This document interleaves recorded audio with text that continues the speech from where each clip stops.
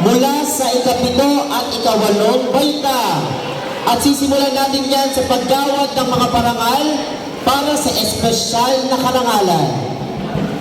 Unahin natin ang nagkamit ng Lakan ng Larawan.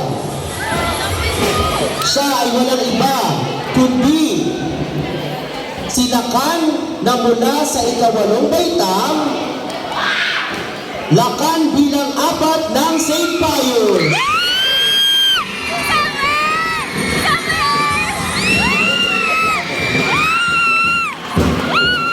Lakan bilang 4, St. Pius.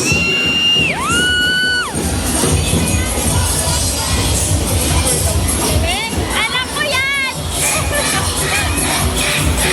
At ang ating nakambini ng larawan ay mula naman sa